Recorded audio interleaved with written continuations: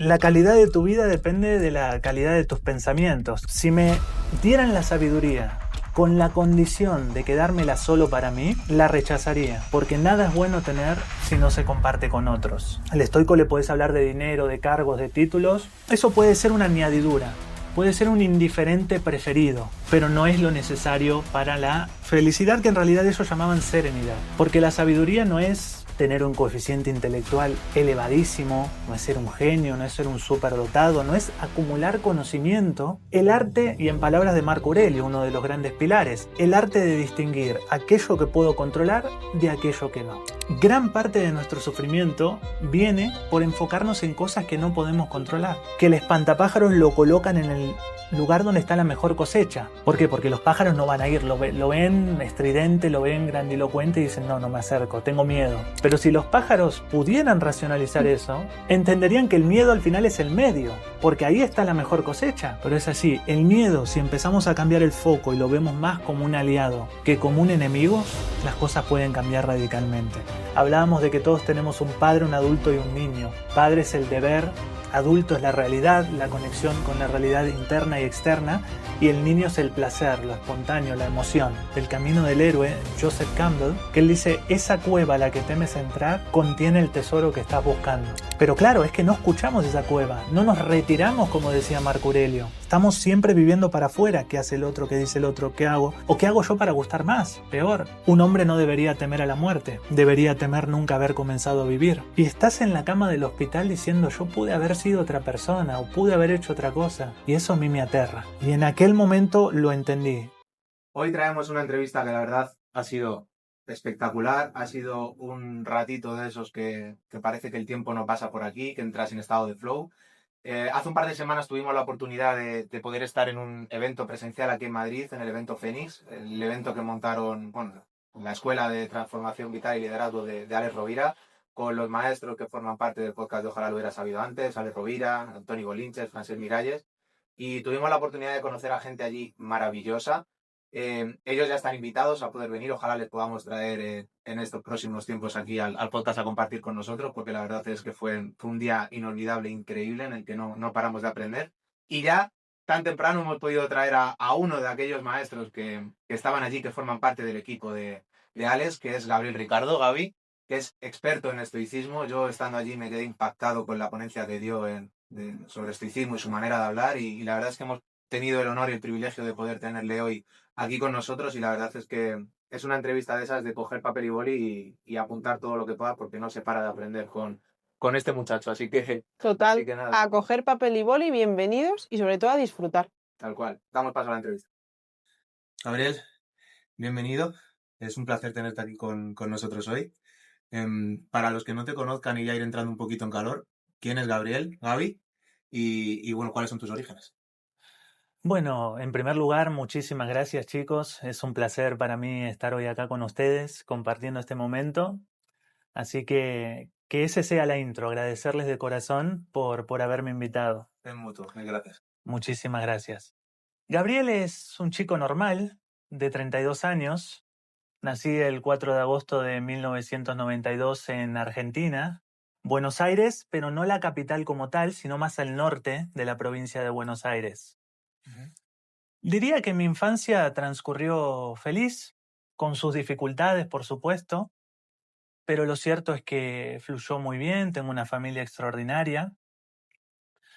Y diría que el primer revés existencial o la primera vez que conecté con un vacío interno fue al terminar la secundaria. La típica pregunta, ¿y ahora qué hago? ¿A qué me dedico? En aquel momento, como me encantaban las computadoras, dije, bueno, ¿por qué no ingeniería en sistemas? Sin saber, claro, que va mucho más allá de un simple gusto de computadoras. Entonces, estudié ingeniería en sistemas, trabajé un tiempo como programador, y ahí llegó el segundo revés existencial de decir, pero esto no es lo mío, esto no me gusta en realidad. Volvió esa pregunta, ¿y ahora qué hago? Pero esta vez ya sentía como que esa llama interna de buscar un nuevo camino se apagó. Y empecé con esos trompicones, con esos saltos. Trabajé, por ejemplo, de cajero de supermercado, trabajé controlando un sistema de las radios satelitales de Movistar, Telecom. Yo mandaba a los técnicos a que resuelvan el problema. Y por último, que llegamos a esta etapa de mi vida que creo que fue aquella que marcó un punto de inflexión, cuando trabajé como operador de monitoreo de cámaras de seguridad en el turno noche. Que esto les estoy hablando ya no hace mucho, 5 años y medio, 6 atrás.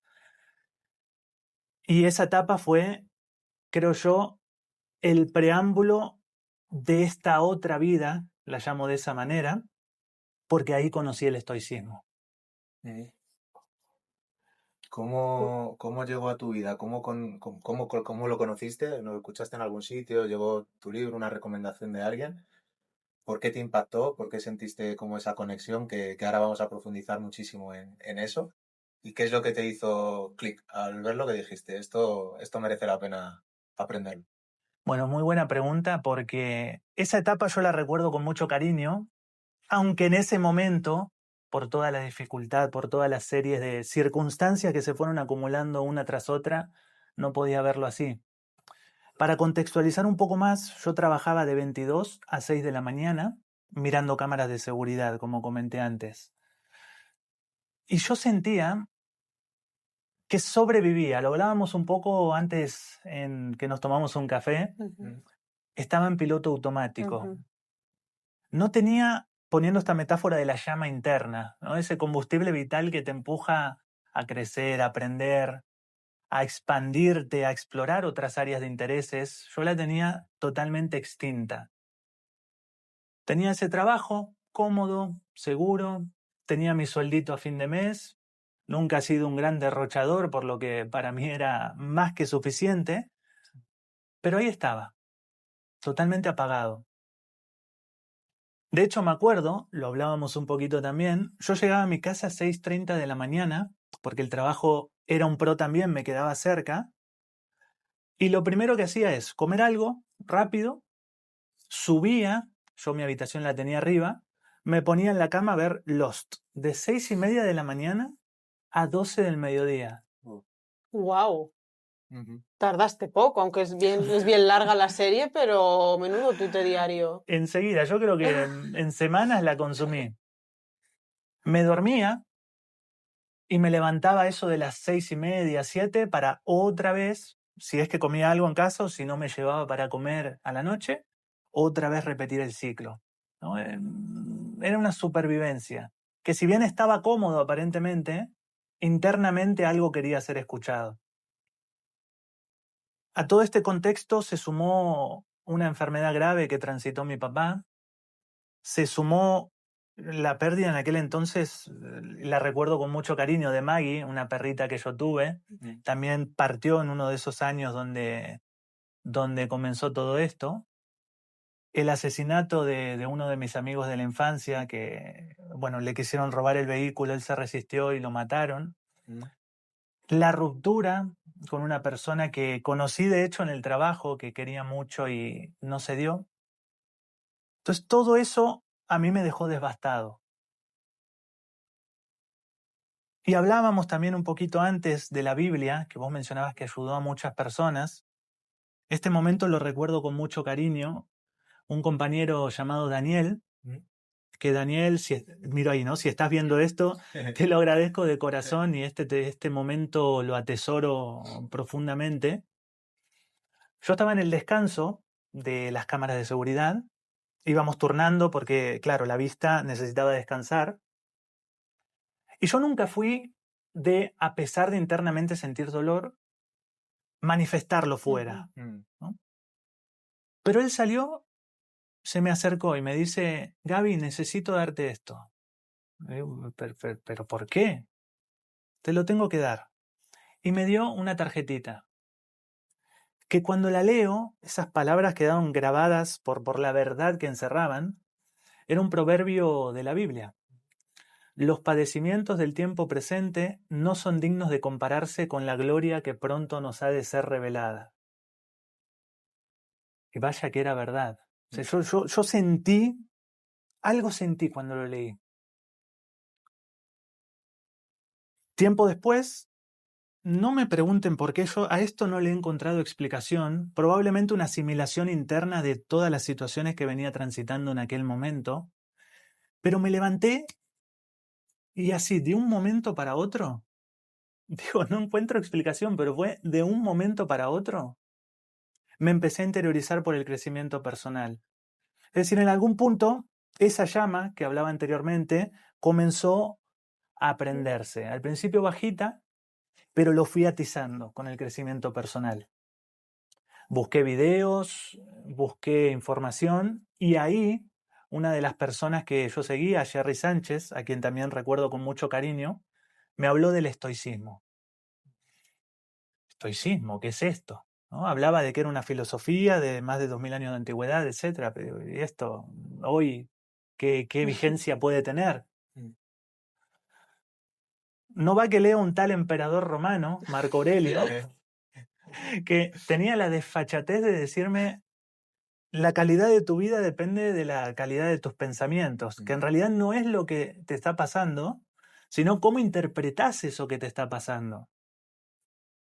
En el momento me movió, me sacó de eje, pero algo me removió internamente, había verdad en esas palabras. Me compré Meditaciones de Marco Aurelio y cuando me transfirieron de sector, ya estaba en un sector más tranquilo dentro de las cámaras, no miraba cámaras como tal, sino que controlaba otras cosas y de pronto podía encontrar más huecos libres. Estaba con las meditaciones de Marco Aurelio durante la noche, que era mi compañía porque estaba solo en aquel momento, y así empecé a profundizar. Comenzó así, con la mentalidad, incorporando todas estas reflexiones. Pero poco a poco, a partir de eso, es decir, cambió mi mente y al final cambió mi vida, ¿no? Porque dice Alex, aunque nada cambie, si yo cambio, si mi manera de ver las cosas cambia, todo cambia. Y así fue como fui conquistando parcelas de mi vida. Primero el estoicismo con la mentalidad, después comencé a alimentarme más sano, comencé a hacer ejercicio, comencé en definitiva a hacer cosas por mí, a atribuirme la responsabilidad de mi vida, el timón de mi vida, para seguir avanzando, creciendo, aprendiendo y en consecuencia, al ver los resultados en mi vida, de un momento que te digo, yo no sé si he estado deprimido, no sé en qué estado estaba, sí que me sentía muy, muy mal. Y si esto, en mi caso, supuso una luz, supuso un faro, supuso esperanza, ¿cómo no lo voy a compartir con los demás? Hay una frase muy bonita de Séneca en sus cartas a Lucilio, que probablemente toquemos de estos grandes pilares de la filosofía estoica, que él dice: si me dieran la sabiduría con la condición de quedármela solo para mí, la rechazaría, porque nada es bueno tener si no se comparte con otros. Y heme aquí, después de 5 años y medio, 6 años, así ha llegado el estoicismo a mi vida.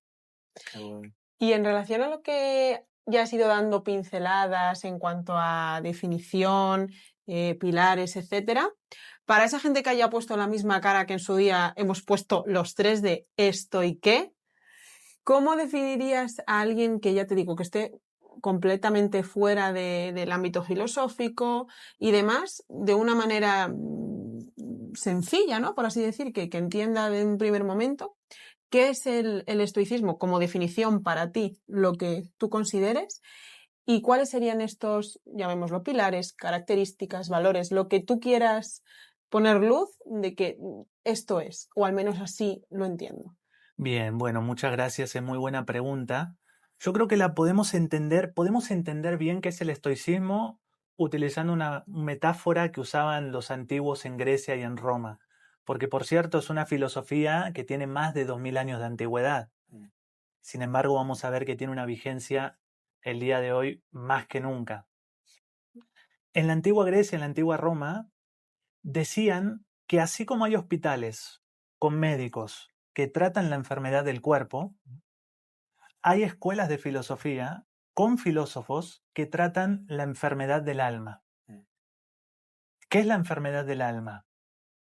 La comparación constante con el otro, el juicio destructivo, la envidia, los celos, todo tipo de emociones desbordadas, ira, violencia. Esa es la enfermedad del alma. Y curiosamente lo que ellos decían es que, a diferencia de la enfermedad física, que por ejemplo uno tiene fiebre, lo siente, la enfermedad del alma a veces, lo dice Séneca, cuanto más profunda es, menos se siente. Un poco lo que hablábamos de quizá uno a veces viviendo en procesos automáticos, piloto automático. Yo esto jamás me lo he cuestionado. Y sin embargo siento que encaja con esta definición. Yo tenía el alma dolida en algún punto. Entonces el estoicismo nace desde este contexto, pretendiendo ser esa medicina para el alma. Y el creador, hablando un poco, metiéndonos en sus entrañas, Zenón de Sitio, nace precisamente esta medicina de una gran adversidad. Porque Zenón era un comerciante rico, exitoso, y él lo que quería era expandir aún más su fortuna. Llenó un barco con púrpura. La púrpura en aquel momento era usado por la nobleza, por los emperadores, invaluable, mucho más que el oro hoy. Cargó un barco lleno de esa mercancía con rumbo a Atenas, que es donde se desarrollaba la vida comercial central, ¿no? No va que, como a muchos nos sucede o nos puede suceder en la vida, que a Zenón le sucedió lo inesperado, porque naufragó. Es decir, lo perdió todo, todo. De hecho, llegó a Atenas vivo de milagro. Y lo primero que hizo fue entrar en una biblioteca y ahí leyó un libro, Memorabilias de Jenofonte, y conoció la figura de Sócrates, ¿no? El gran filósofo griego. Quedó impactado. Le dice al bibliotecario, a la persona que estaba atendiendo ahí, dígame por favor dónde puedo encontrar un hombre como este. Claro, él buscaba respuestas, lo perdió todo, estaba transitando un dolor tremendo y encontró en la filosofía, en ese momento en la figura de Sócrates, un alivio, una medicina para el alma. Justo por ahí pasaba el filósofo Crates, filósofo cínico, de otra escuela, otra medicina para el alma, porque había varias, y le dijo, siga a ese hombre. Y ahí Zenón se fue formando en filosofía, tomó un poco de acá, un poco de allá y terminó fundando el estoicismo. Que el estoicismo, si lo vemos, no es otra cosa más que un mapa, una manera de vivir tu vida. Y ahora vamos a adentrarnos un poco más en ese mapa, si les parece, a ver cómo ellos ven la vida, porque este mapa tiene el camino por el cual transitar tu vida, qué tenés que evitar, qué podrías perseguir. Tené cuidado con este camino porque de pronto acá te vas a encontrar mucha fricción, mucha dificultad. Un camino más bien allanado. Y es tan simple y tan sencillo, pero a la vez tan difícil como perseguir la virtud. Ellos creen que si vos seguís, que si tu vida gira en torno a la virtud, que la virtud no es otra cosa más que excelencia moral, es decir, excelencia en tu comportamiento, vas a ser feliz. De hecho, para ellos la virtud es el único bien. Al estoico le podés hablar de dinero, de cargos, de títulos. Eso puede ser una añadidura, puede ser un indiferente preferido, pero no es lo necesario para la felicidad que en realidad ellos llamaban serenidad. Y estas virtudes son 4. Primero encontramos la sabiduría, que de aquí desprende la famosa dicotomía del control. Esto es, hay cosas que puedo controlar y cosas que no. Así de sencillo.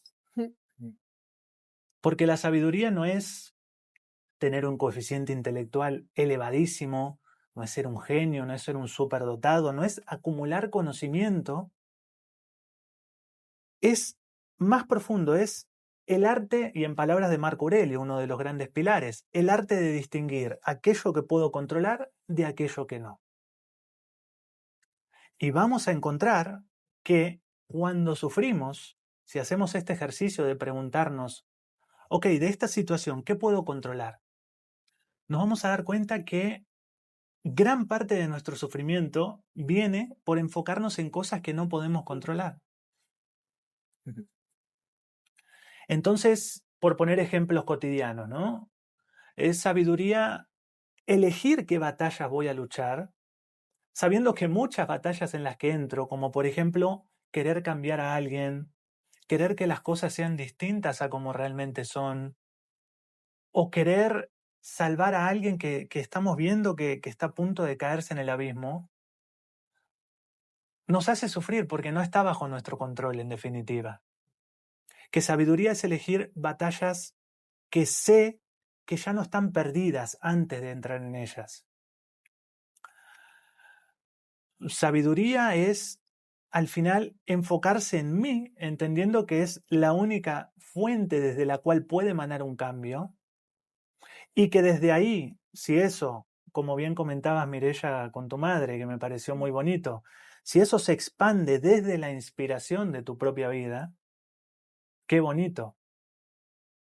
Qué bonito porque no viene desde la imposición, no viene desde algo que no podés controlar. No podés controlar cómo piensa tu madre, qué hace tu madre, qué dice tu madre, sino que lo único que podés controlar es qué decís vos, qué pensás vos y qué haces vos, en definitiva.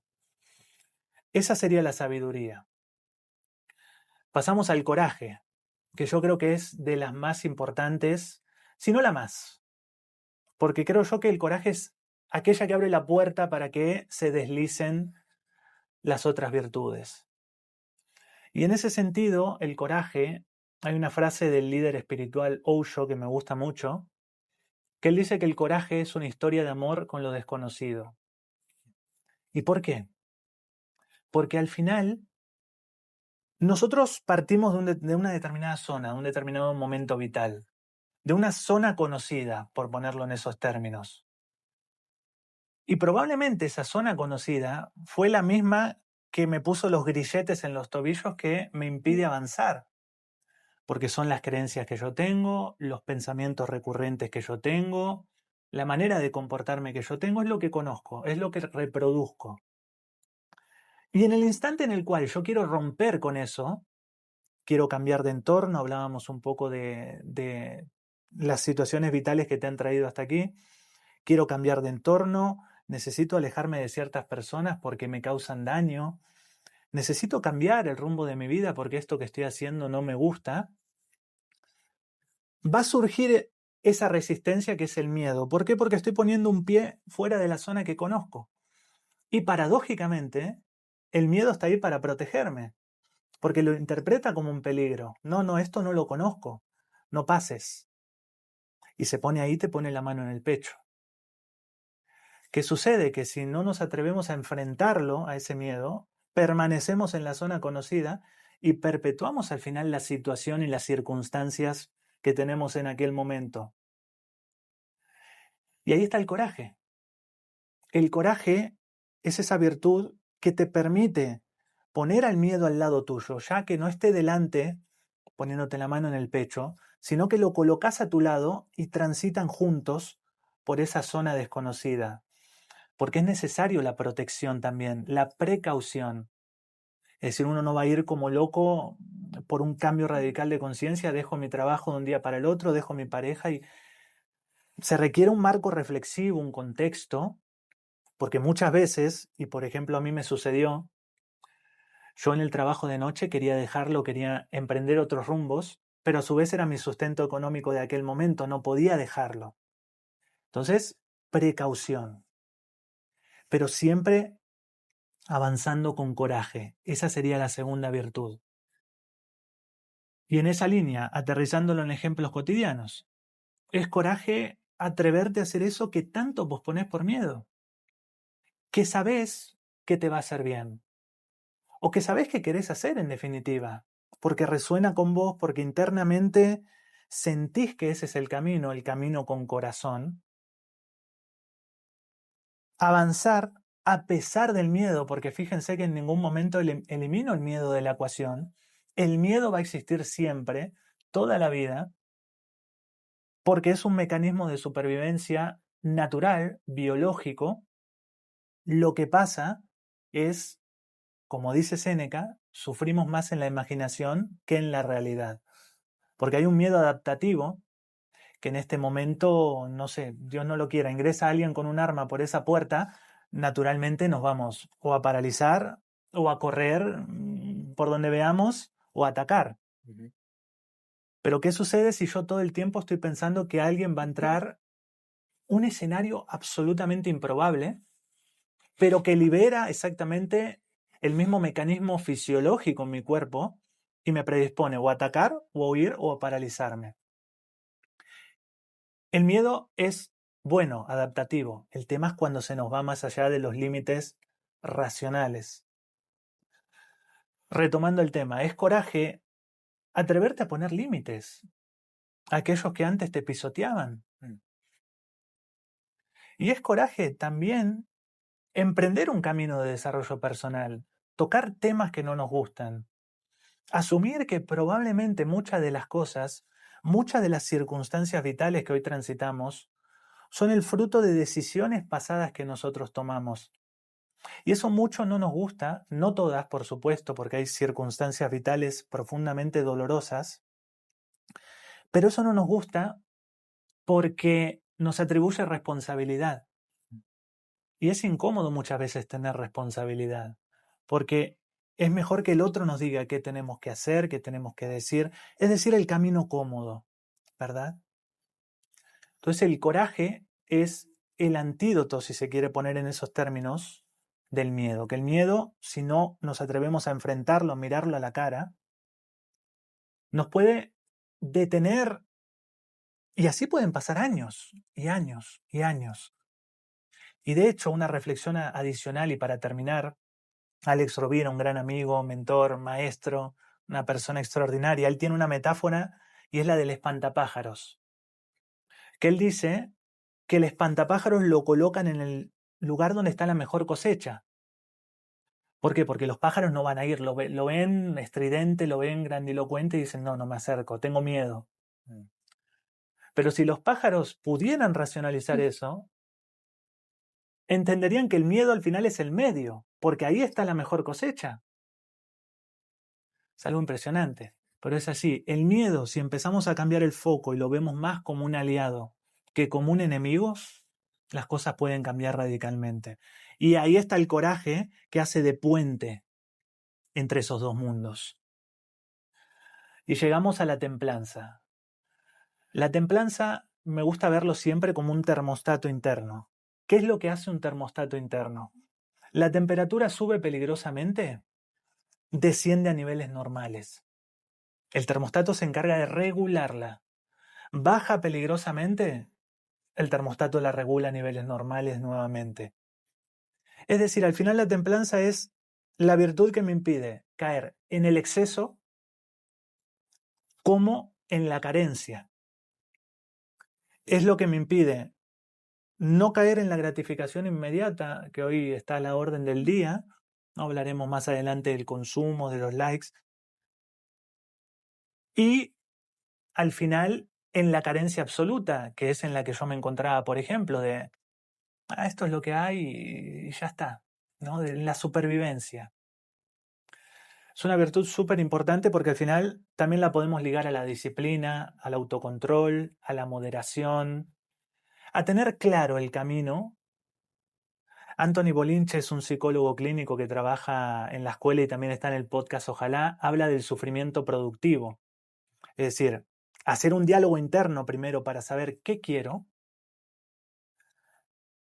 en el materializarlo con conductas de autoafirmación, es decir, ok, yo quiero esto, tengo que hacer esto, y el sufrimiento productivo es para sostener esas conductas que evidentemente no son la norma en nosotros porque estamos saliendo fuera de esa zona conocida de la que hablé anteriormente, y eso hay que sostenerlo, porque el miedo cada tanto nos va a decir, che, ¿estás seguro? Ojo, ojo, y te va a querer tironear para atrás. Entonces, el sufrimiento productivo es la templanza para sostener y seguir trazando ese sendero que cada vez se va haciendo más luminoso. Empieza siendo nebuloso, no ves para dónde ir, pero seguís avanzando y ves que la luz aparece. Y en esa línea, como comentaba, es templanza moderar tus deseos, entendiendo que vas a desear infinitamente. Vamos a tocar este tema quizá más adelante. pero saber que hay algo que vale mucho más la pena que caer en la inmediatez, que es el largo plazo. Hay una frase que me gusta mucho que dice: todo lo que dura una eternidad tardará otra en construirse. Y día a día tenés que poner piedras, tenés que escalar peldaños en un mundo donde, imagínate que vas transitando por un camino y ruido constante, flashes a los dos extremos del camino, flashes, ruidos, gritos. La templanza te permite mantenerte en ese sendero y seguir avanzando sabiendo que vale mucho la pena lo que hay detrás. Y llegamos a la justicia, que es la última de las virtudes estoicas. La justicia, particularmente yo la encadeno a Marco Aurelio, porque él no quería ser emperador al final. De hecho, en sus comienzos Marco Aurelio puso a su hermano con él, que fue la primera vez en la historia imperial de Roma que hubieron 2 emperadores. Marco Aurelio tenía cierta resistencia a ser emperador, él amaba la filosofía. Y sin embargo, él sabía que desde esa posición hacía un bien a la sociedad. Él tiene una frase maravillosa que es: lo que no es bueno para la colmena nunca puede ser bueno para la abeja. Es decir, si yo te estoy haciendo daño a vos, me estoy haciendo daño a mí, porque somos un conjunto, todos tiramos juntos, colaboramos. Y ahí, en esos términos, se entiende la justicia estoica.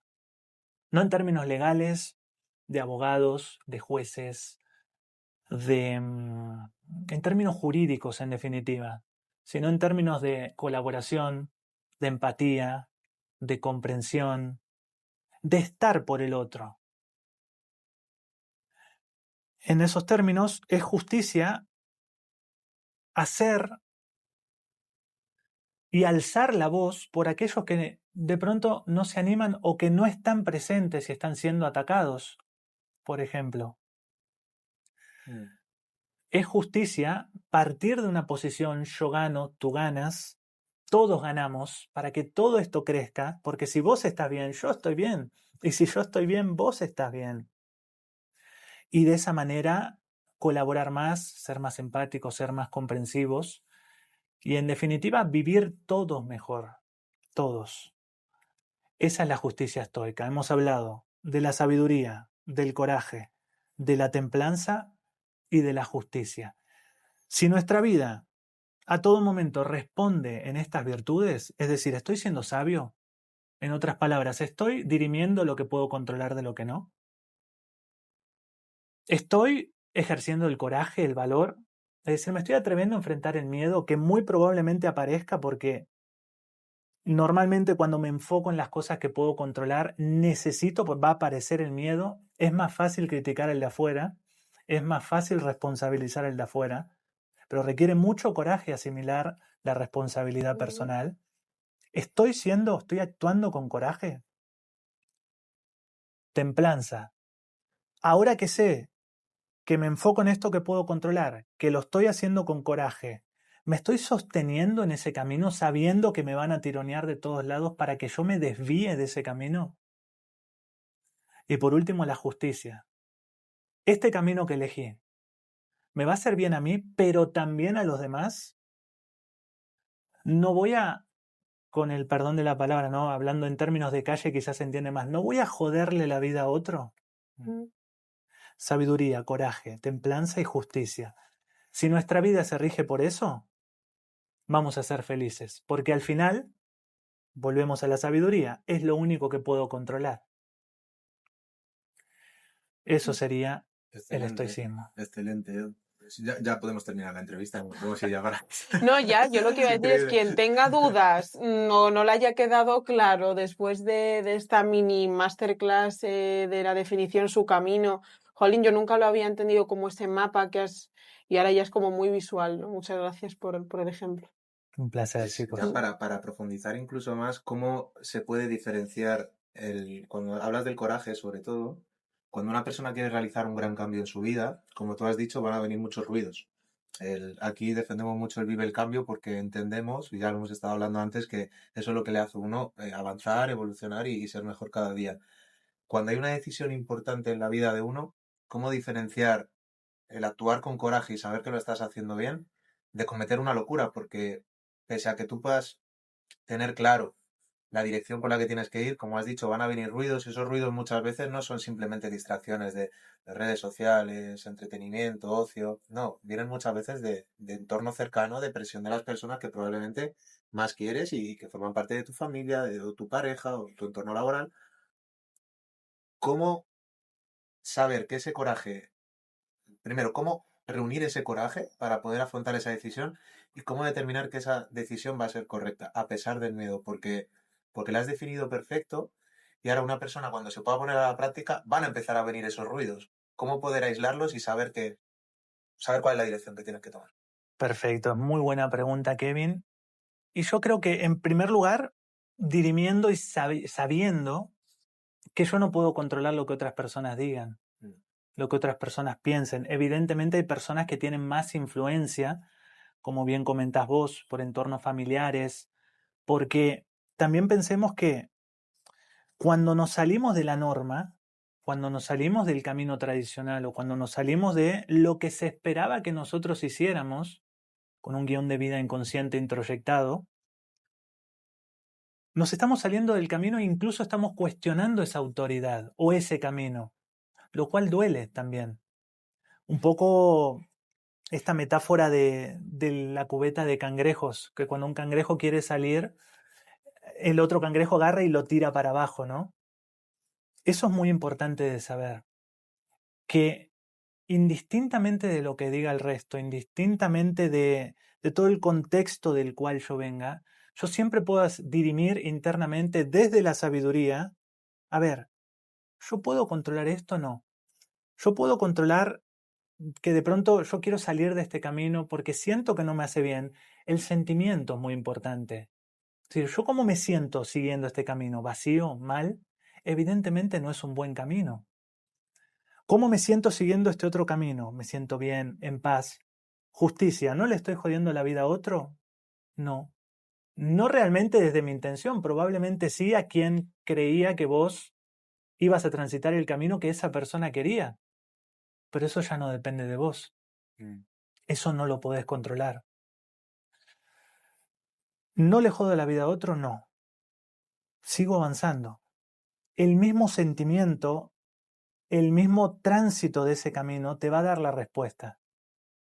Y el coraje, evidentemente, te va a sostener de esos ruidos que sabes que internamente no pueden llegar al final. Se habla mucho, ¿no?, de conócete a ti mismo y conocerás el universo, del oráculo de Delfos, y es muy cierto, es muy cierto. Pero ¿cómo te conoces a vos mismo cuando hay tanto ruido internamente? Marco Aurelio tiene un aforismo maravilloso. Él dice, se buscan retiros en el campo, en la costa y en el monte. Tú también sueles anhelar tales retiros, pero eso es de lo más vulgar, porque puedes, en el momento que quieras, retirarte en ti mismo, ¿no? Y desde ese retiro, y sigue él, ningún hombre encuentra un lugar de mayor paz como en su propia alma. Desde ese retiro, seguir haciendo ese diálogo interno. Ok, cuestionar este camino que me impusieron. ¿Por qué fue así? De pronto porque esa persona lo aprendió y no lo cuestionó y siguió bajando línea. Empezás a comprender desde la sabiduría lo que podés controlar. Pero eso sí, siempre va a ser una resistencia brutal, porque todo lo que escapa del camino tradicional, como sobresale demasiado, levanta mucho la cabeza, es señalado. Y no es fácil, no es nada fácil, pero se puede, con virtud y con coraje. Si se cree y se trabaja, que me la ha dejado colocada. Como Tal buen cual. argentino, si se cree y se trabaja, se puede. Yo me gustaría saber tu opinión sobre un, no sé si creencia, cliché, prejuicio que pueda tener la figura de esta persona que se considera, ¿no?, como estoica o estoico. Se relaciona mucho el tema de términos bélicos, ¿no? Pues tenemos a un emperador como una de las grandes figuras. Ya hemos mencionado incluso ejemplos de esa batalla, ¿no?, con unos, con otros mismos. También incluso he leído y he visto mucho que se le tacha a esta persona, ¿no?, que sigue esta filosofía como más carente de emociones, o que aunque tenga unas emociones, al gestionarlas de esta manera que propone la filosofía, es como menos sensible, menos empático, menos, No sé esto qué opinión te genera. Es una muy buena pregunta, Mireia, y te agradezco que la traslades porque, miren, serán 4 años que vengo leyendo el estoicismo y cuando me preguntan esto de, a ver, el estoico, incluso la oración popular, ¿no? Aguantó estoicamente, como una persona dura, rígida, una roca. Un soldado, Un soldado, exactamente, más viniendo, como bien vos decís, una época, bueno, Marco Aurelio, el emperador de Roma, una época muy sanguinaria, con muchas guerras, muchos frentes, complicado. Te diría, Mireia, que tienen un punto, pero mi interpretación es otra, y me voy a explicar. Séneca, por ejemplo, en sus cartas a Lucilio, no en sus cartas a Lucilio, en Consolaciones a Elvia, a Marcia, que consola a una mujer que perdió a sus 2 hijos. Él dice esta frase que a mí me quedó grabada para que podamos entender esta diferencia, ¿no? Es natural llorar a los propios. Es natural, es decir, ya le pone un nombre. Es natural la emoción de la tristeza. Es natural llorar a los propios. La ausencia y con mayor razón la pérdida de los que nos son más queridos es necesariamente una cosa cruel y oprime hasta el ánimo más firme. Ahí él lo admite, que no son rocas. Oprime el ánimo más firme. Pero, y aquí es donde entra para mí el estoicismo, la imaginación lo lleva más lejos de lo que manda la naturaleza. Es decir, ¿es natural la emoción, la tristeza? Por supuesto que sí, te va a doler el alma. Pero la imaginación, vamos a poner un supuesto. Hubiera hecho tal cosa, hubiera dicho tal cosa, no compartí demasiado tiempo con esa persona, y si hubiera hecho esto antes, entonces empezamos a elaborar escenarios hipotéticos sobre eso, que eso causa dolor. Esa es la interpretación que a mí me gusta darle al estoicismo, que no es tanto el tema de la emoción, que sí se reconoce, sino qué hago yo con esa emoción. Fíjense que siempre es la atribución de la responsabilidad personal. ¿Qué hago yo?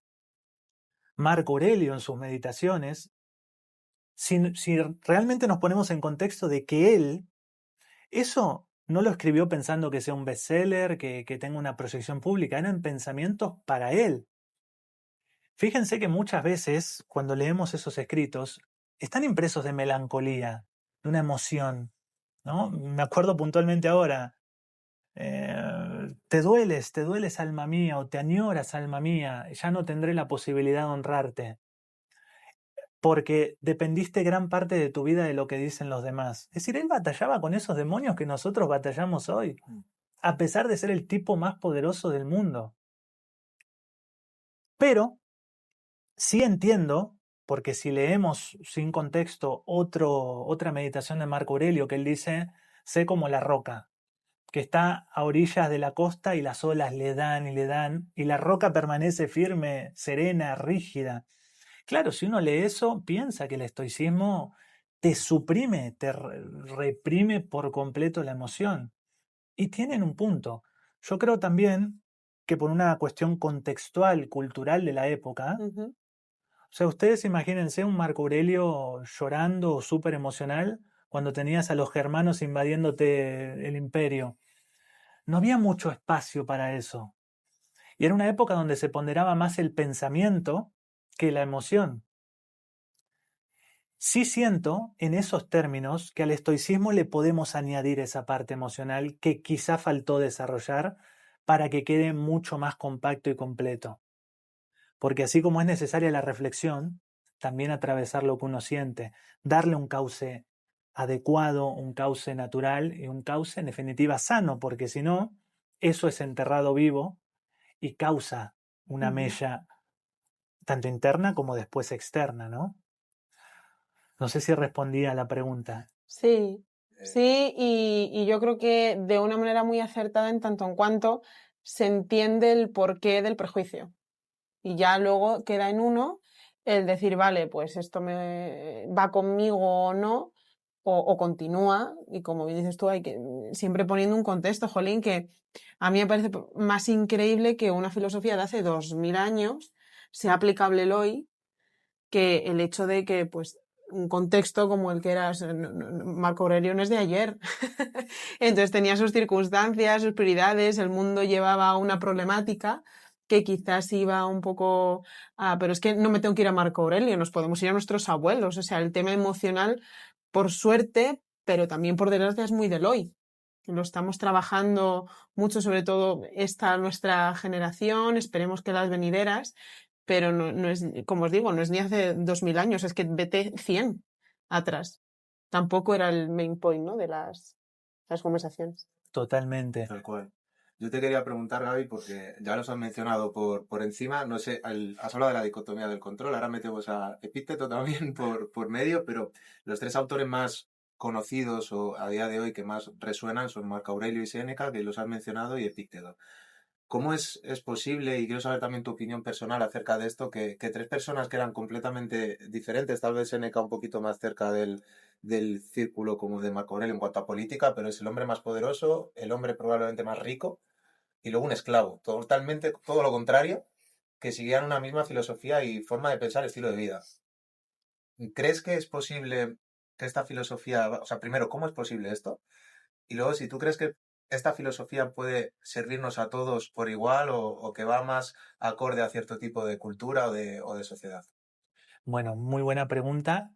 Para aquel que no sepa, claro, el estoicismo se construyó, partió de Zenón de Sitio en Grecia, y después aquellos que tomaron la voz, el mando, el protagonismo, a pesar de que hubieron muchos estoicos, que hay un libro muy bonito, Vidas de los estoicos, de Ryan Holiday, donde habla de otros estoicos que no alcanzaron esa proyección o esa notoriedad, pero sin embargo han tenido vidas muy dignas de ser escuchadas y leídas. Marco Aurelio, bueno, fue el emperador de Roma, precisamente el hombre más poderoso de aquel momento. Séneca, como bien comentabas, de la élite, ¿no? Un tipo muy talentoso, un hábil orador, abogado, escritor. Y Epícteto, que rompe un poco con todo este molde, porque él llegó a Roma siendo esclavo, con una salud muy frágil y se hablaba de que tenía cojera. Entonces, ¿cómo puede ser que el estoicismo unió a estos tres? Que si bien Marco Aurelio y Séneca, digamos que estaban más en la cúspide, pero Epícteto, ¿cómo se puede interiorizar por esto? Porque yo creo que si sacás títulos, cargos, todo el adorno que puede venir de afuera, te encontrás con la misma alma humana, con la misma enfermedad del alma que hablamos anteriormente. ¿Sí? Fíjate cómo Marco Aurelio quería agradar y batalló con eso en sus escritos, cómo Séneca también admitía muchas de sus contradicciones porque ha sido un tipo polémico Séneca, sobre todo él era consejero del emperador Nerón y durante esa etapa se dice que se enriqueció muchísimo y le decían el estoico opulento porque claro, hablaba de virtud y en la casa tenía cosas de oro, mármol, pero tenía los mismos problemas y en sus escritos, sus cartas a Lucilio se puede ver. Porque todos buscamos una guía al final, buscamos un mapa, buscamos escuchar esa cueva interna que normalmente llenamos de distracciones, llenamos con cosas, con cargos, con títulos, pero eso ahí está. Y cuando llega el momento de confrontarnos con eso, buscamos un sostén. Seas esclavo, seas emperador, tengas dinero, no tengas dinero, vas a necesitar un sostén en algún momento. Y ahí la filosofía, particularmente el estoicismo, que es lo que estamos hablando, es transversal. ¿Por qué? Porque te dice, ¿tenés éxito? Qué bien, pero cuidado, porque eso lo podés perder. Que tu identidad no se defina en base a ese éxito. Cuidado Marco Aurelio, cuidado Séneca, hoy lo tenés todo, pero son, como lo llamaban ellos, préstamos de la fortuna. Usalo como, por ejemplo, yo estuve en Airbnb ahora en mi viaje por Europa. Usalo como si fuera algo prestado, que lo es. Y que si en algún momento se tiene que marchar, mantener una distancia entre esas cosas y vos para que no te las arranquen. Si no, simplemente se las lleven. Lo devolviste, decía Epícteto. En realidad, si perdés algo, decís no lo perdí, lo devolví, porque nunca te perteneció. Entonces, es para el éxito, para mantenerte los pies en la tierra. Marco Aurelio Séneca. Pero también es para la profunda adversidad. Epícteto, de hecho, el esclavo del que estamos hablando, tiene una frase muy bonita, que ante cualquier adversidad él dice, para esto me entrenaba, para esto me ejercitaba, este es el precio de mi serenidad. Y ya adentrándonos un poco más en las entrañas, ¿no? Hablamos de amor fati, amor al destino, amor a todo lo que es, porque ellos creían que todo tiene su orden en el conjunto y que lo que te está pasando tiene que ser así, necesariamente es así para vos. Amalo, dicen ellos. Claro, en un momento tan jodido amar eso es complicado. Pero fíjate que te sostiene en el éxito y también te sostiene en la adversidad. Es esa templanza, el estoicismo de la que al final hablábamos, ¿no? Transversal, porque las distintas facetas que puedas transitar en tu vida, podés tener un copiloto de maravilla al lado, que es el estoicismo. Ah, ¿tenés éxito? Bueno, ojo. ¿La estás pasando mal? Bueno, vas a salir de esto, no te preocupes. Esto es así y vas a salir aún mejor. Por eso creo que conecta tanto con el dolor como con la felicidad, con el éxito como con el fracaso. Por esa transversalidad, es que nos pasa a todos por igual, en alguna manera o momento. Increíble. Da igual. Antes de dar paso a lo siguiente, quería, porque ahora has estado, Amor Fati, has hablado sobre todo mucho de aceptación, pero para poder realizar todo ese trabajo, has comentado antes también cómo Marco Aurelio, cuando hablaba de los retiros, decía que siempre te podías retirar hacia uno mismo, ¿no? La ciudadela interior, me parece que lo llamaba él. Exactamente. ¿Cómo se puede hacer eso? Porque es algo que claro, mucha gente habla, ahora está muy de moda el tema de la meditación y tener hábitos sanos, pero claro, si entramos en un modo automático, seguramente sea una herramienta que tampoco le podamos sacar todo el partido que se le puede sacar, ¿no? Entonces, ¿qué herramientas le hacen falta a uno para poder, primero, empezar a aprender, para quien no sepa, a retirarse a ese yo interno y encontrar esa paz para saber de verdad qué es lo que siente y qué es lo que anhela y cuál es su rumbo?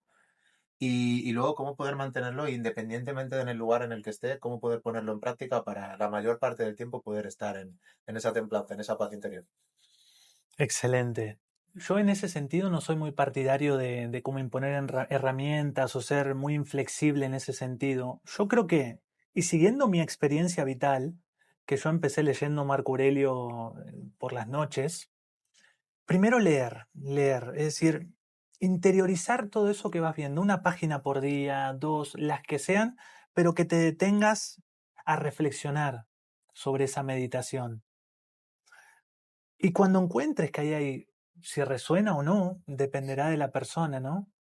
Pero cuando encuentres refugio en esas palabras, ya estás en ese refugio del que hablaba Marco Aurelio, en un libro que se escribió hace más de 2000 años. Pero no es necesario, creo yo, meditar o hacer retiros La meditación puede ser un ejercicio consciente. En una lectura uno puede estar meditando. Y yo a una persona que está en una situación así, yo no le impondría nada, simplemente le diría, por favor, lee esto, una página, no más, o una reflexión, no más. Y eso, se me ocurre ahora un ejemplo, ¿no? Un suero que va gotita a gotita, eso va permeando lentamente. Y así va bajando y va llegando de a poco a ese lugar cada vez más profundo, ¿no? De empezar a cuestionarte todo, ok. Si lo que me pasa en realidad no es lo importante, sino cómo reacciono yo, empezás a cuestionarte, a ver, ¿qué estoy haciendo yo en mi trabajo? Me siento mal, quizás siempre dije que era este tipo que me hace sentir mal, tal y cual. Bueno, ¿qué puedo hacer yo? Y empezás. Marco Aurelio decía, empezar es la mitad del camino. Y ya el hecho de sentarte a leer eso y empezar a tomar conciencia, vaya que es la mitad del camino. Sigue con la mitad restante y habrás terminado, dice él. Lee, reflexiona y eso yo te aseguro que va a aparecer cuando más lo necesites. Vas a decir, pero Marco Aurelio decía esto. Bueno, ¿qué hago yo más allá de lo que dice Marco Aurelio en este contexto particular? Bueno, él me orientó por acá, entonces hago esto. Para mí esa es la mejor manera. Leer, reflexionar, y sobre eso el comportamiento aparece de manera natural cuando permea esa gotita de la que te hablé anteriormente. Genial. Llevábamos ya muchos episodios, seguro, sin decir, hay que leer. Es que ya no solamente somos este par de Tal pesados cual. monotemáticos, es que es Necesario. clave.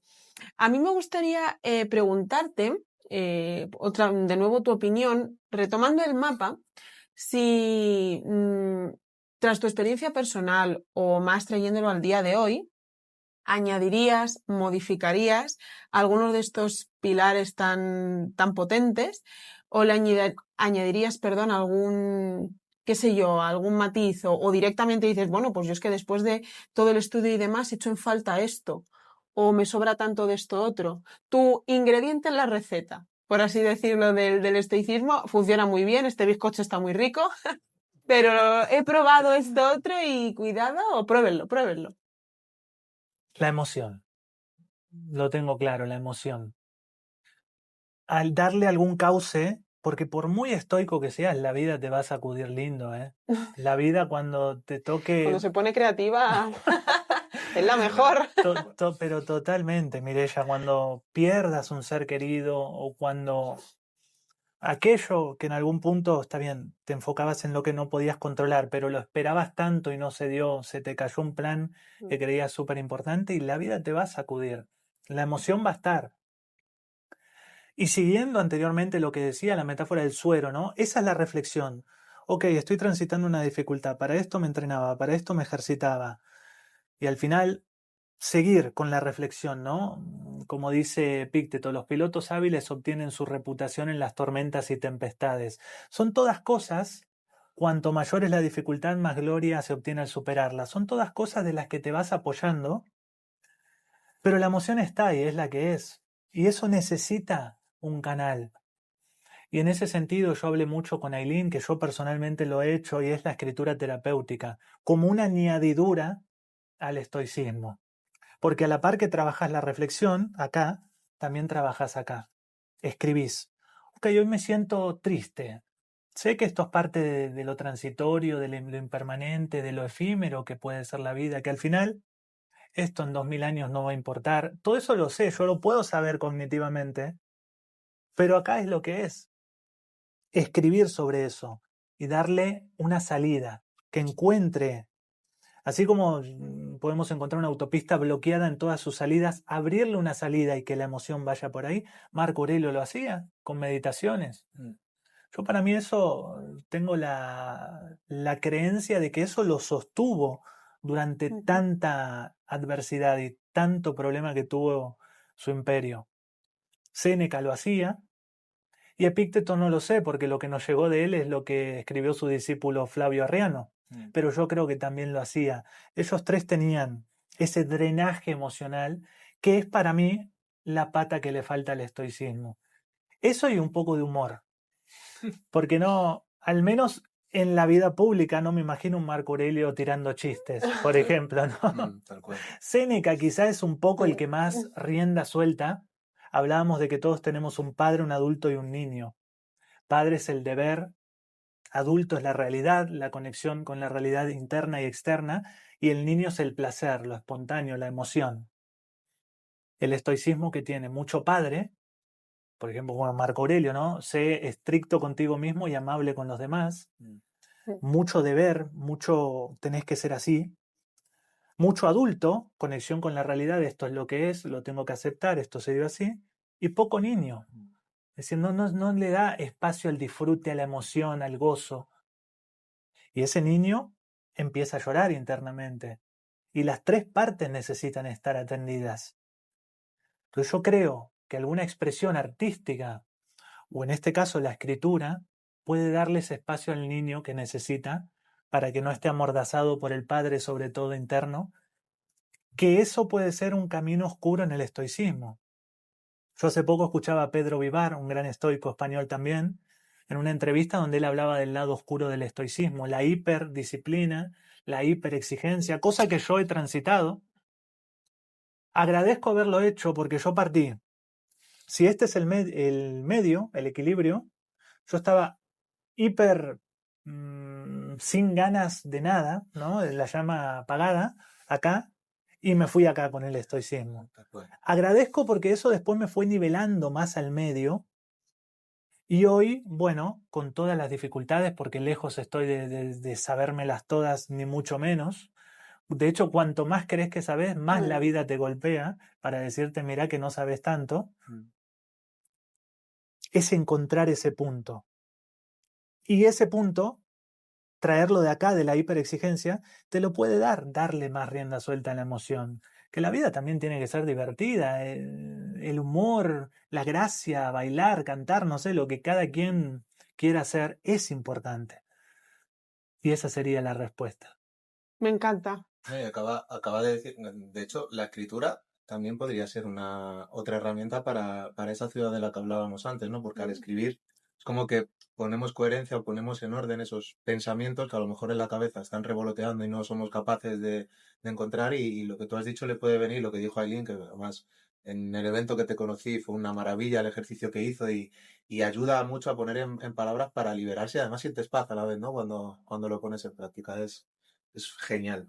¿Qué obras, para aquellos que no hayan leído sobre esto, o lo hayan escuchado de oídas, o lo conozcan a través de esta charla, qué obras y de qué autores recomendarías tú para que empiecen un poquito a conocer y adentrarse en eso? Ya has mencionado un montón de cosas, pero ¿cuáles recomendarías?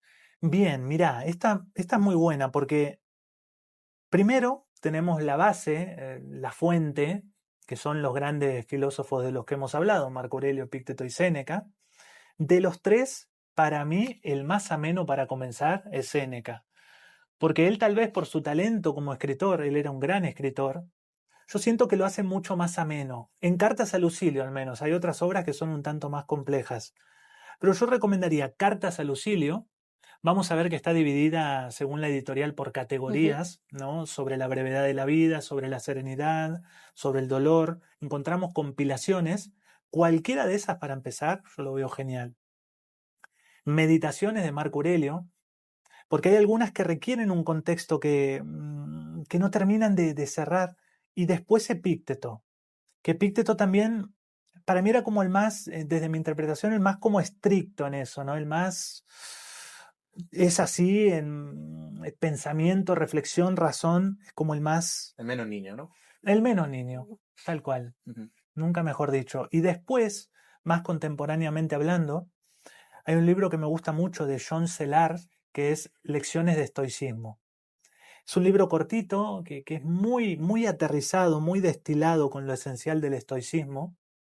Y El arte de la buena vida de William Irvine o Irvine, dependiendo la pronunciación, pero también es un libro muy ameno de leer, muy rico, muy metabolizado para aterrizarlo aún más. En ese orden, yo diría Séneca, Cartas a Lucilio, Marco Aurelio, Meditaciones, porque es importante partir de la fuente, Manual de Vida o Enquiridión, se llama así también, de Epícteto, y después Lecciones de Estoicismo de John Selar y El arte de la buena vida de William Irvine.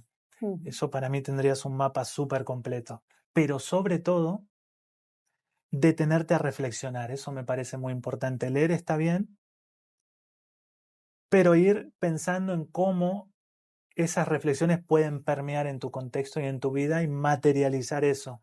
Porque decía Platón, bueno, otro gran filósofo, ¿no? Podríamos hablar muchísimo. El que acumula conocimiento y nunca aplica es como el que ara y ara y ara y nunca siembra. Qué bueno.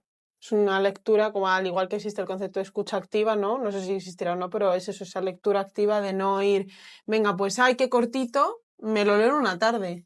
No va de esto, ¿no? Va de ver cómo poder aplicarlo y cómo te cala.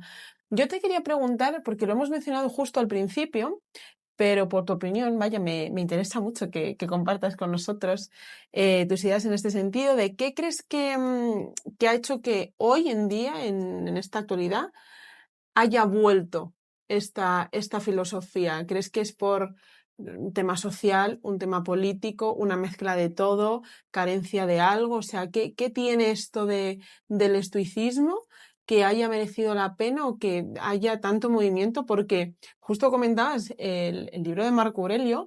Hace un par de días tuve que ir a comprar un regalo y fui a la Casa del Libro de aquí, que es una librería, tiene millones de sedes por toda España, y lo tenían en la línea de caja. O sea, era el libro que tenían ahí puesto como ya del último que ves. ¿Y qué crees que ha pasado? ¿Por qué se da esto? Bueno, qué bueno que sea así, me alegra mucho que me lo digas. Qué importante que este mensaje empiece a expandirse y que llegue cada vez más a la vida de los jóvenes, sobre todo, para que vean que hay una manera distinta de vivir. Y yo creo que, ¿por qué resurge nuevamente? Porque los problemas son los mismos que hace 2000 años. Pero diría que ahora más. O sea, imagínate poner una lupa y magnificarlos. ¿Por qué? Por las redes sociales, entre otras cosas, ¿no? Es decir, uno basta con abrir el celular y ver vidas perfectas, ver Viajes de ensueño, parejas que nunca discuten, siempre besos, abrazos, todo, luna de miel continua. Totalmente, totalmente. Que uno no se detiene a reflexionar un poco y decir, bueno, ¿qué hay detrás de esto? Tal vez es solo una pantalla, porque nadie muestra cuando está mal, ¿no? Muy pocas personas en las redes sociales. Y que al final eso bien puede ser una sola faceta de la vida de esa persona y no todo el amplio espectro completo. Y al final, yo creo que en ese mundo, en este mundo hiperconectado, que no sé, yo puedo estar mandando un mensaje a alguien de Tailandia en este momento, también nos sentimos más solos que nunca. Y eso parte siempre de esto, ¿no? Una comparación excesiva de ver vidas que yo no estoy viviendo y por qué no lo estoy viviendo, soy un fracasado y nadie a mí y él tiene una novia hermosa, a mí nadie me quiere, un novio. Entonces empieza todo ese cuestionamiento interno que parte de esa comparación nociva y el que se compara al final siempre pierde. Porque siempre habrá algún atributo que el otro tenga que vos no y siempre habrá algo que vos tengas que el otro no, pero eso no lo ves. Infravalorás lo tuyo y sobrevalorás lo ajeno. Entonces, dentro de este contexto donde te sentís perdido, sentís que no estás viviendo la vida que quisieras vivir, que es arriba de ese barco, porque crees que eso te va a dar la felicidad, esa es otra, y no es así. Puede facilitar tu contexto, pero no te va a hacer feliz. O sea, no habría tanta gente tan pudiente con problemas graves de salud mental. Y en ese camino, en todo ese murmullo interno que te está diciendo, escúchame, escúchame, escúchame, lo seguís tapando con distracciones normalmente, ¿no? Bueno, ahora una serie, una película, más swipe up, creo que se llama, ¿no? En Instagram. Pero al final te das cuenta que tenés que escuchar eso, que llega un momento que se hace insostenible, que grita cada vez más. Y hay una frase que me gusta mucho del creador del mito del héroe, del camino del héroe, Joseph Campbell, que él dice, esa cueva a la que temes entrar contiene el tesoro que estás buscando. Pero claro, es que no escuchamos esa cueva, no nos retiramos como decía Marco Aurelio. Estamos siempre viviendo para afuera. ¿Qué hace el otro? ¿Qué dice el otro? ¿Qué hago? ¿O qué hago yo para gustar más? Peor. Cuando yo no puedo decidir, ¿no? Volvemos a la sabiduría. Me enfoco en cosas que no puedo controlar. Para mí, y los números yo creo que lo avalan, que es una, no sé si del siglo o de los últimos años, pero los niveles de depresión, de ansiedad, crecieron exponencialmente, con la pandemia también como uno de los principales protagonistas de todo esto. Entonces las personas empezaron a meterse más en su interior, pero tuvieron miedo de lo que se iban a encontrar ahí, o tienen miedo, aquel que no lo hizo. Y yo creo que el estoicismo surge porque es una gran compañía para emprender ese viaje interior. Porque todos necesitan una guía, un mentor, alguien que venga con una linterna y te diga, bueno, busca un poquito por acá, que quizá está lo que estás buscando. Esa cueva, encontrar el tesoro en esa cueva. Y en este mundo, como decía, hiperconectado, que estamos tan conectados pero a la vez tan vacíos, tan solos, el estoicismo primero te ofrece esa compañía y después te hace que seas más amigo de vos mismo también. ¿No? Hay Séneca cita de Catón, que también es un filósofo estoico, y él dice, me dijo que comenzó a ser amigo de sí mismo. Gran progreso ha hecho, porque ya nunca más estará solo. Y un amigo así lo pueden tener todos. Y el estoicismo también te lleva a esa reconciliación con uno mismo.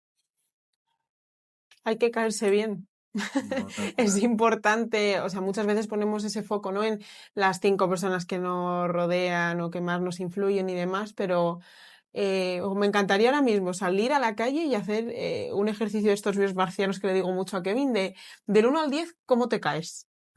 ¿No? Como tú a ti mismo, olvídate de, no, pues tienes un amigo, tienes 10, esto no es un factor a tener en cuenta en esto. O sea, porque yo creo que no muchas personas dices, venga, pues en el día de hoy voy a estar solo, voy a hacer planes conmigo mismo. Hay mucho rechazo a esto de ir a dar un paseo, ir al cine, porque no sé si vosotros lo veis así, pero yo veo que es como en parte fracaso, en parte miedo, en parte, claro, y que hago todo el día solo, qué aburrimiento. Tiramos de aburrimiento y no es aburrimiento, son esos miedos de, claro, es que me tengo que tirar de repente pues 12 días conversando y no tengo yo claro que este diálogo vaya a encajar. Prefiero escuchar sandeces o cosas repetidas de esta persona con la que voy a quedar, que sé que me va a contar el mismo problema que ayer y antes de ayer, pero ¿cómo de curioso es preferir eso a intentar, ¿no?, un poco colocar el mare magnum que podamos y todos tenemos en ciertos momentos de nuestra vida? Fíjate, querida, que tocas un punto neurálgico, Mireya, y es que parte de eso, por ejemplo, salir a cenar solo. ¿Qué dirá el otro? Que soy un fracasado, que estoy solo, ¿por qué estoy solo? Pensamos, y eso, ojo, puede también venir de una parte narcisista, egoica de uno, de creerse que es el centro del mundo. Ojo, porque las personas al final están en su mundo y por ahí lo piensan un segundo y después, ay, como te contaba y tal cosa, y ya está. Marco Aurelio en ese sentido era muy contundente.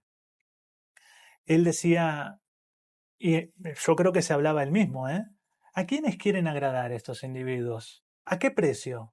¿Y a qué maneras? Ah, cuántas cosas se ha tragado el tiempo y cuántas cosas se tragará el tiempo y cuántas cosas se ha tragado ya. Como que en realidad el paso del tiempo, eso no va a importar. A eso es lo que voy. Que cada quien vive en su mundo. Y que no somos, que sí lo somos como seres humanos, somos muy importantes, pero a escala cósmica no somos tan importantes como creemos que somos. Que Gaby hoy no está acá, se levanta y no va a frenar el tránsito, el sol va a seguir saliendo. Y la vida sigue, y eso es una verdad dura de digerir, pero profundamente liberadora también. Que no sos el centro del mundo. Eso te da mucha libertad para actuar y al final emprender todo eso que quieras hacer con coraje, sabiendo que en 2000 años no vamos a estar. Te quitas un peso gigantesco, una mochila que pesa kilos, hay responsabilidad, ¿no? Oye, mira, si es que tampoco soy tan importante ni lo que haga va a trascender tanto. Me gustaría ya un poco para iniciar el cierre me da pena, pero es que pero no podemos retener a este buen hombre aquí. Y sería preguntarte si recuerdas algún momento especialmente duro o sea, has dado varios ejemplos al principio cuando hablaste de este cambio, ¿no?, del trabajo, del piloto automático y cuando te empezaron a suceder como muchas cosas que se juntaron. A mí siempre me encanta decir, ¿no?, o sea, los males, esto no es la charcutería, o sea, o el supermercado que vas, pides número y dices, no, hoy un problema, ¿vale? Hoy soy el 60. No, te vienen, muchas veces se alinean y te vienen todos de golpe, el fallecimiento de tu mascota, la enfermedad de tu padre, la ruptura con la pareja. No sé si hay como alguien que se lleva el oro, un momento que recuerdes tú como catastrófico y que ya tuvieras estos conocimientos o alguno de ellos o alguna de las herramientas estoicas y que dijeras, vale, pues a este problema tiro de aquí. Muy buena pregunta. Y definitivamente hay un momento puntual en mi vida donde comprendí, te diría, y comprehendí, o sea, lo atesoré, la importancia de tener esta o cualquier filosofía que te pueda sostener en momentos duros, ¿no? Yo los últimos 5 años de mi vida, cuando empecé todo este camino que contaba, empecé a ejercitarme, a comer sano, a tener hábitos más sanos, en definitiva. Sí. Voy a una ciudad costera, Santa Teresita se llama, en el sur de la provincia de Buenos Aires, donde pasan gran parte del tiempo mis papás. Por cierto, están prácticamente que viven allá, cada tanto vienen, pero a ellos les encanta. Es un pueblito costero, muy tranquilo, muy lindo. Una mañana, como cualquier otra, por cierto, acá vemos que también lo inesperado te sacude y te sorprende. Fui a hacer mi rutina de ejercicio. Hay un ejercicio que son las dominadas o pull-ups, ¿no? Te colgás en la barra. Bueno, estaba haciendo la última serie, me bajo, la termino y siento que algo no andaba bien, ¿no? Me tomo el pulso porque sentía en el pecho, sentía que algo no estaba bien. Me tomo el pulso y un ritmo totalmente desarmónico. O sea, era algo que jamás, imagínate, Mm. cuidándome, comiendo bien, ejercitándome. ¿Yo cómo podía esperarme una arritmia era? ¿Cómo podía esperármelo? Me acuerdo que hacía así y era primero armónico, pam, pam, pam, pam, pam, pam, pam, pam, pam. Y parecía que el pecho se me iba a salir, que el corazón se me iba a salir del pecho. Nunca había transitado una situación así, profunda incertidumbre. Yo hasta creí, digo, por ahí me muero, porque el tema del corazón es muy complejo. Les juro que en ese momento escuchaba la voz de Marco Aurelio en la conciencia.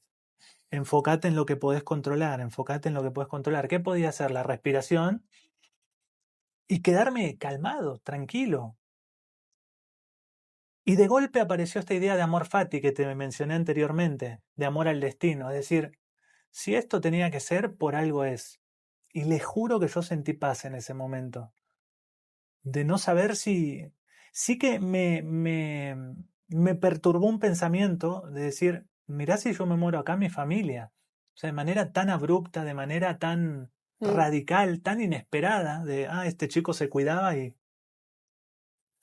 Bueno, gracias a Dios no fue nada. Me hice todos los estudios médicos. No se sabe qué pasó porque todo lo que me hice dio bien, sano. No lo sé. Pero la enseñanza profunda fue esa, es decir, todo lo que había leído, todo lo que había practicado, en un momento de máximo estrés, máxima incertidumbre, máximo no saber qué va a pasar, si voy a seguir acá siquiera, a mí me ayudó mucho, me sostuvo.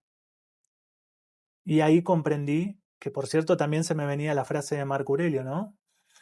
Un hombre no debería temer a la muerte, debería temer nunca haber comenzado a vivir. Y yo había vivido, o sea, yo sentía que esa es otra cosa que dice Marco Aurelio. ¿Qué importa si morís ahora o en unos años o antes? Nadie te puede arrebatar más que el presente, y el presente es idéntico para todos. Y mi presente en aquel momento era de felicidad, era de alegría. Yo no podía pedir más.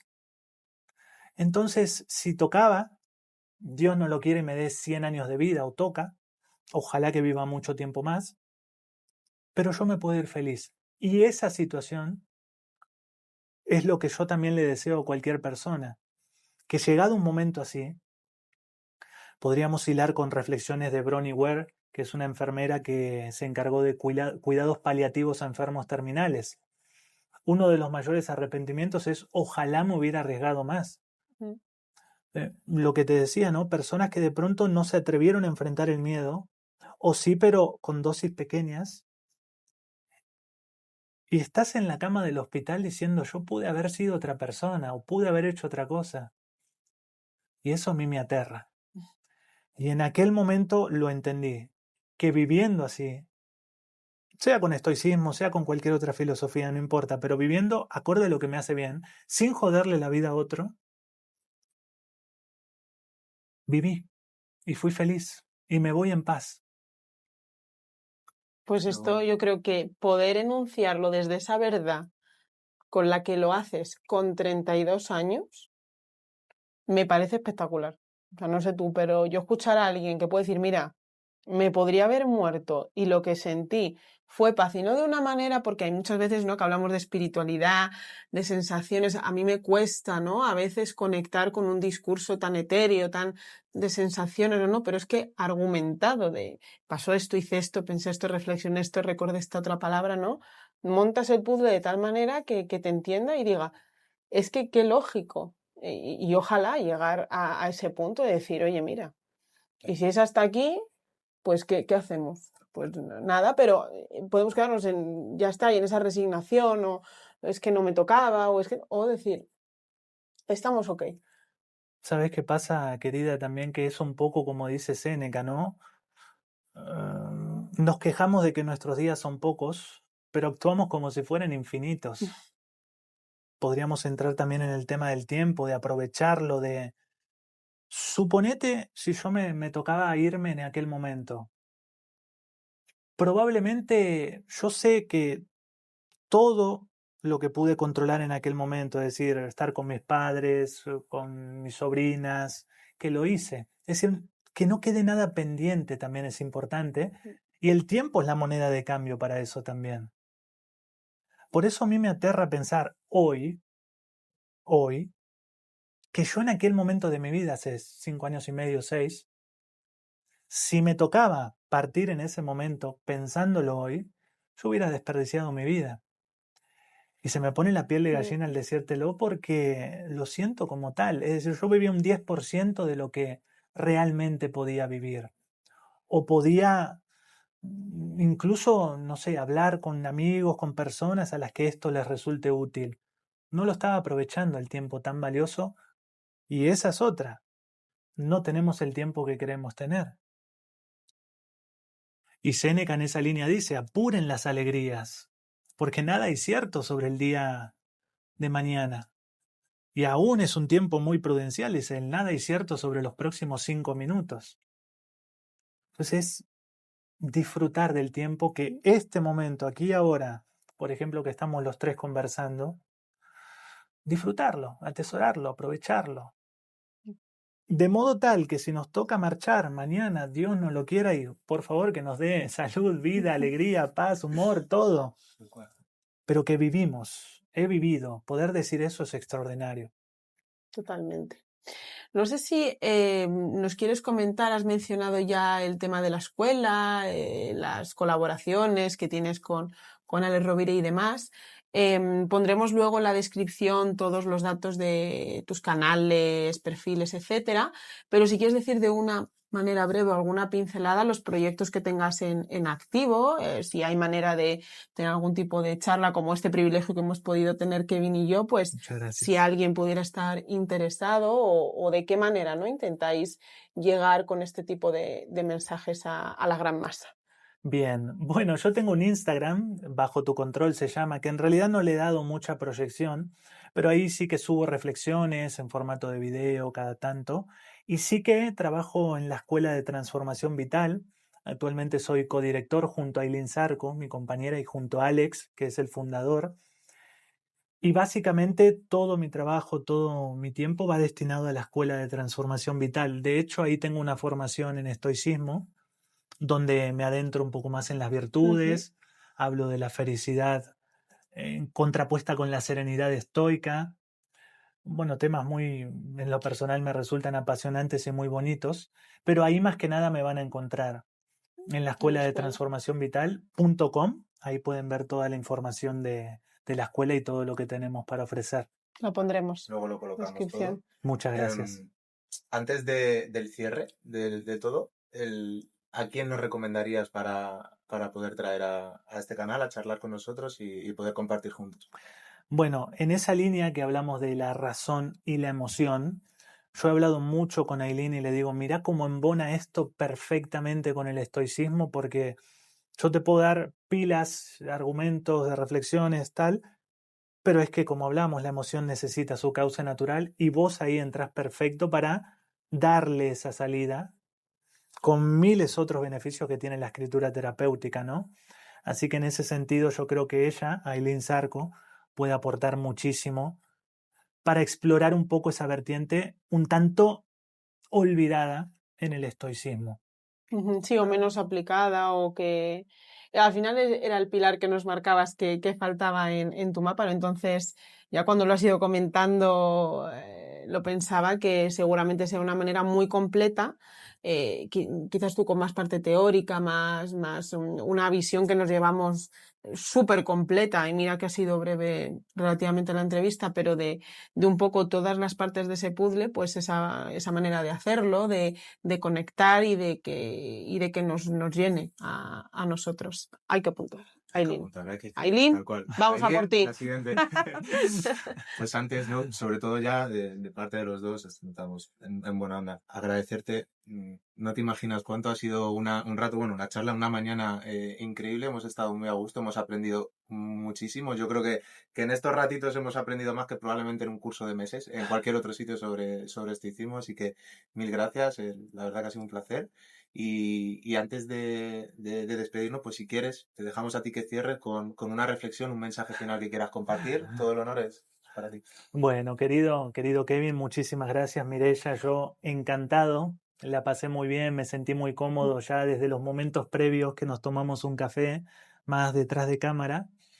Así que yo profundamente agradecido y honrado de estar aquí con el espacio tan bonito que montaron. Y es una gran alegría. Gracias. Y para cerrar, que un poco lo hablamos detrás de cámaras también, yo estuve en Roma antes de estar acá en Madrid y caminé por lo que fue, bueno, el Coliseo, ¿no? Pero sobre todo lo que más me impactó el Foro Romano, que el Foro Romano en aquel momento, en épocas de Marco Aurelio, de Imperio Romano, por ahí transitaba toda la vida comercial, política, social, y arriba estaba el Palacio Imperial, con todos sus jardines amplios, verdes, tranquilos. Subí y mientras caminaba a los jardines no podía evitar que Marco Aurelio también caminó a esos jardines, mientras probablemente también hacía sus reflexiones, si bien las hizo sobre todo en las campañas. Él era un emperador que estaba al frente, no combatía como tal, pero siempre acompañaba a los soldados a todas las campañas. Ahí en esos jardines habrá escrito alguna reflexión. Y de ahí arriba yo miraba para abajo y veía ruinas. Y digo, wow, un poco unado a lo que les decía antes, ¿no? Roma, que era el imperio más grande del mundo, que tenía los hombres más poderosos del mundo, hoy es cenizas, ruinas. No pude evitar en ese momento recordar meditaciones de Marco Aurelio, que él era consciente de esto. El abismo del tiempo infinito se lo traga todo, decía él. Y también decía, miren al pasado, observen a los imperios alzándose y cayendo y serán capaces de predecir el futuro. ¿A qué voy con esto? Que Roma quizás se sintió muy importante, y lo era muy importante y conquistó gran parte del mundo, pero también pasó. O sea que el paso del tiempo, la impermanencia, es la que es. Y eso es duro de aceptar, pero por eso la reflexión final es que es urgente vivir. Vivir, no sobrevivir. Aprovechar el tiempo, aprovechar los momentos, atesorar lo mejor de cada situación, sabiendo que mañana puede que no estés. Así como me pudo suceder a mí o así como le ha sucedido a muchas otras personas. Qué mejor cerrar con una frase del gran emperador Marco Aurelio. No actúes como si fueras a vivir por 10.000 años. La muerte te acecha. Mientras vivas, mientras sea posible, sé bueno. Es decir, sé una persona de virtud. Y ser una persona de virtud te va a hacer disfrutar mucho más la vida. Me consta y lo creo firmemente. Y te va a evitar de llegar a ese momento en la cama de un hospital y decir, pude haber sido otro o pude haber hecho tal cosa. Te vas a ir en paz. Y eso yo creo que es lo más importante en la vida. Poder irte en paz, sin reproches. Lo di todo. Poco más. Gracias, David. Un placer. Yo me quedo en paz, creo que estamos todos en paz. Maravilloso. No, literalmente, es que no hay manera mejor de hacer un cierre, y aunque, no, como decías, ¿no?, que duremos mucho y no nos muramos, pero de verdad que conecta muchísimo el mensaje que dices, lo transmites de una manera espectacular, y realmente yo me siento más en paz que como entramos, que ya, como dices, ¿no? Nos hemos conocido hoy, eso ha sido un rato y ha estado muy bien y hemos estado en mucha consonancia, pero yo ahora mismo no sé tú, yo estoy, ya te digo, como con ganas de irme a volver a la casa del libro, a las recomendaciones que no me sé y leeremos, seguro. Leeremos y compartiremos con vosotros, así que leerla. Es mutuo. Tal cual. Es Venga, mutuo. Muchísimas gracias a ustedes. Un placer.